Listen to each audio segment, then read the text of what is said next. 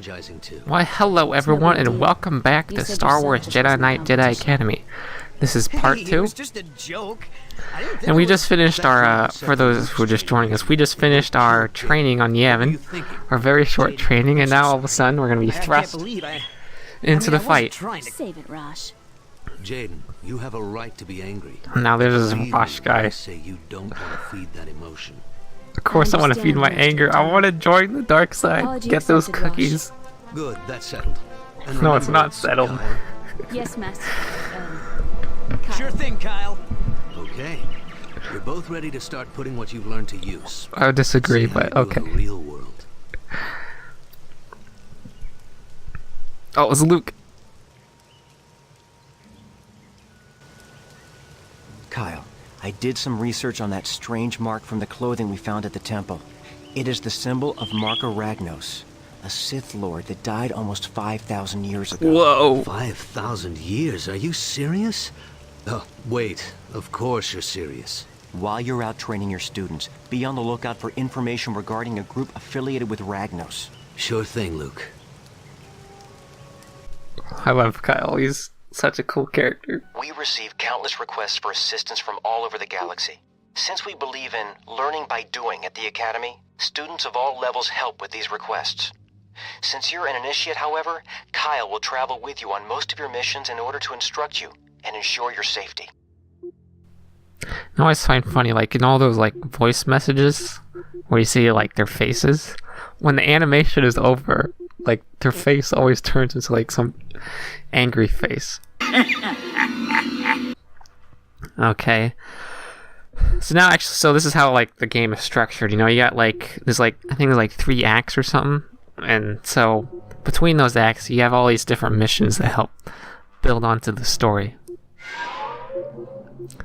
And so you can pick these different missions, from all these different planets. And I think, so you have to complete 4 of them, and then you can move on to the next act. So you can kind of pick what you want to do and what you don't want to do.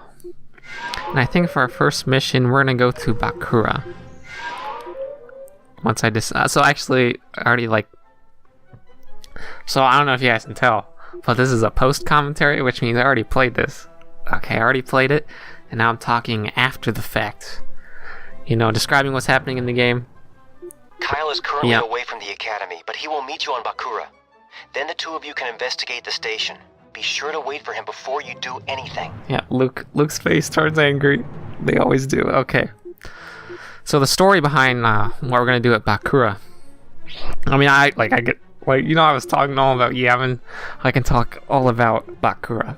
But anyway, so, like, what our mission's gonna be is that there's been, like, so basically it's like a fuel center, like a fuel station that's been, like, captured by the Empire.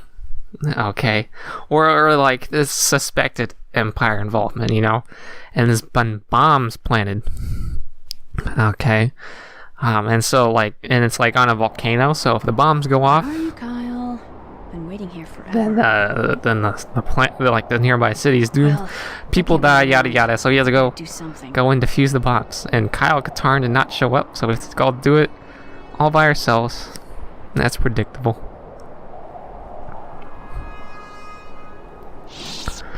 And so it's, actually, you see here, I actually have some blasters.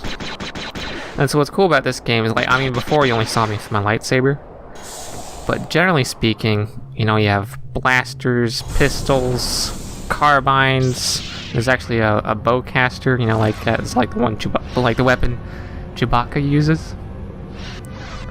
Along with my lightsaber, and also there's all these different weapons, and so there's first person and third person depending on what weapon you have, and that's really cool. I have to stop that countdown. We have an intruder.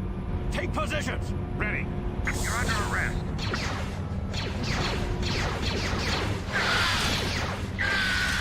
Piece of cake. Yep. I mean, I played this, so it's actually a lot harder than it looks. Because, like, you think, oh, just swing the lightsaber and stab him, when in fact, like, the way you move influences the direction your lightsaber moves in, and so you have to move in specific ways in order to actually hit him. Like, I might move to the left and then the right, okay, in order to swing to the right. Or I could throw out my lightsabers like that, which is a cheap way to do it. So yeah, it's a lot harder. I mean, it's easy when you first start playing this to like just miss all your lightsaber strokes, because it's just difficult to control. Eventually you can learn it, and that's what I did. Although granted, I'm still not amazing at this game, but I can play it.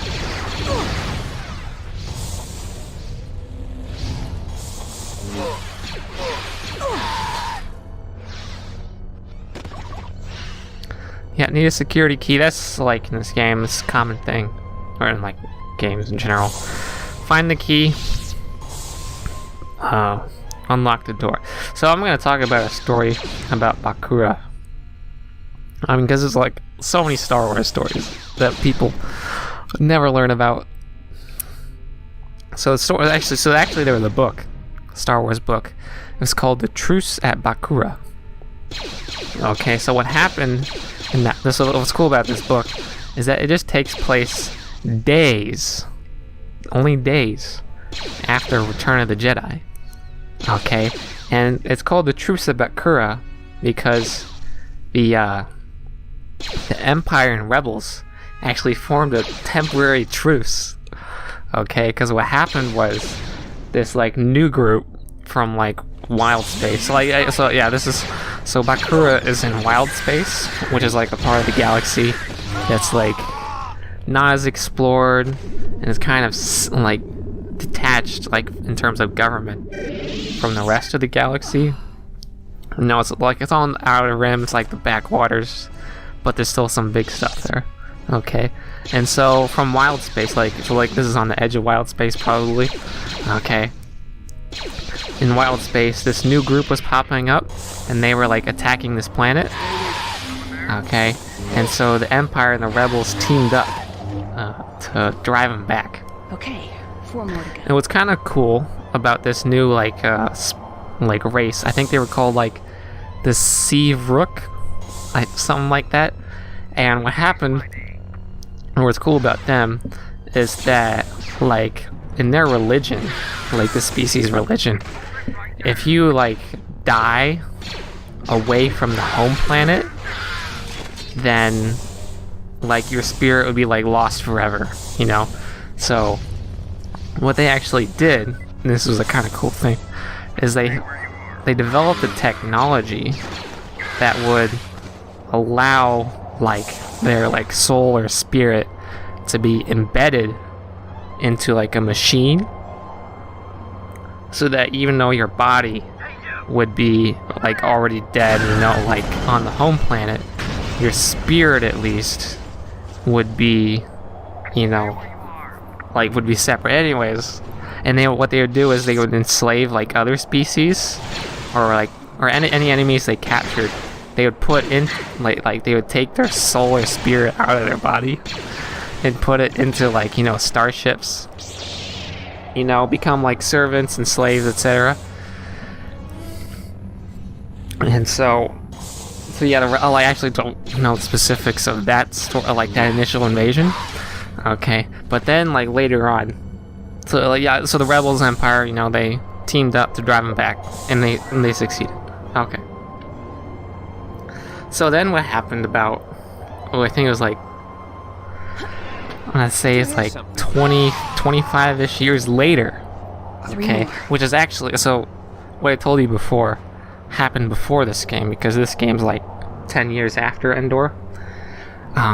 So about 15 years after this game, or 25 years after Endor. What happened was, like, so this was during another war with this other species that was invading the galaxy. Like, it was the species that talked about in the past episode. Like, it was the same species. They're called the Yuuzhan Vong, and they were the ones who destroyed the Yavin temple. What happened was they were like, you know, like invading the galaxy and everything.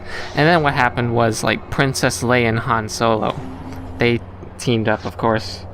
And at this point, you know, they were actually like legitimate part of the government and everything. But anyways, they went on a diplomatic mission to Bakura to try to get it to rejoin, you know, the government, because like the war was kind of settling down, or in a way like a lot of people, like, so there were a lot of planets unaccounted for. You know, they were MIA, missing in action, and so Leia was on a mission, or was it Leia? Maybe it wasn't. Anyways, they were on a mission to like reestablish contact with all these systems that that's been missing in missing in action. And so they went to Bakura, and they discovered that the species that was that had like early like invaded Bakura, the Seavrook, they'd actually been like taken over by their slaves. You know, like their slaves revolted, and then the slaves, I think they were called like the Pwek, something like that. What they did is like, so they offered like a truce with Bakura, or no, like an alliance. Okay, saying like, hey, let's band together so we can defend ourselves against anyone who would attack us, because there's still a war going on in the galaxy. And so they like, so the Pwek show up, but what the Pwek say, this is like before they'll commit to an alliance. Okay, like what they have to do is like a ceremony, because the Pwek, similar to the Seavrook, they have like this religious belief that if they die away from their home planet, then they would like their soul would be lost forever. And so before they can enter this alliance, they have to do like a ceremony in order to like as a religious ceremony in order to make the planet, you know, like spiritually compatible with any lost souls that die there, you know. So that only after the ceremony will the Pwek like commit to the alliance and actually bring in some forces. But what ends up happening is after, or even like during the ceremony, what happens is that it turns out that the Pwek had actually not successfully revolted against the Seavrook. It was all just a trick by the Seavrook, because now after the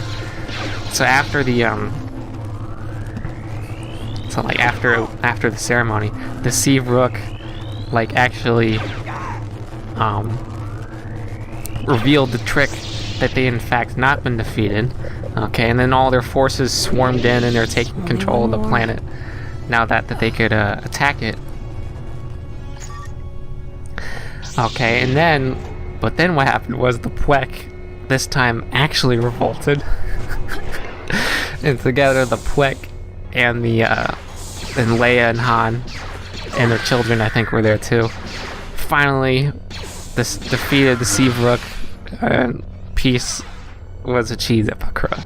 Okay, so that was like 15 years after what's happening in the game. So that was a good story. I don't know. You guys gotta tell me what you think of the storytelling. But anyways, I want to talk a bit more about this game so we can actually know what's going on. So right now I'm inside one of the this is like a fuel facility. That's what it was. Yeah. And so right now I'm looking around for the last, like so there's only one more bomb I have to defuse, and I'm just looking around for it. And then I remembered from the last time I played this that after you defuse the ones in here, if you go back outside, there'll be more enemies, and so you can. So yeah, you go back outside first.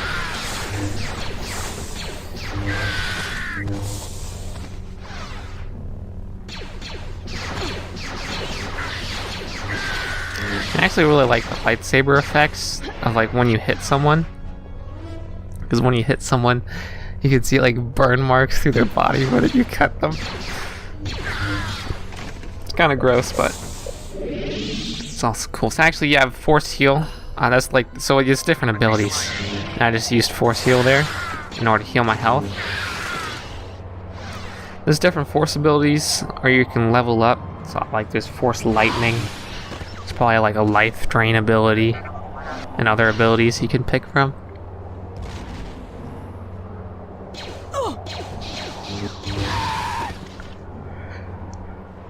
So yeah, so I know where it is up there on the platform over there. See like the yellow thing way up there? And so, I had to go back inside the facility, find a way over there and defuse it. See, all these stormtroopers respawn. It's actually cool. I can talk about this. So with these stormtroopers, like if they're not already engaged in a fight and they like see you or sense you, hear you, they'll like say, "Who's there? Show me some ID." Okay, or these different lines that they wouldn't actually say, of course, because they even know it's like a fight going on. But like all those lines and voices are remnants from like previous Star Wars Jedi Knight games where like the stormtroopers would say that, and that was cool. Yeah, so it's cool. Like it's just like a paying homage to like the previous games.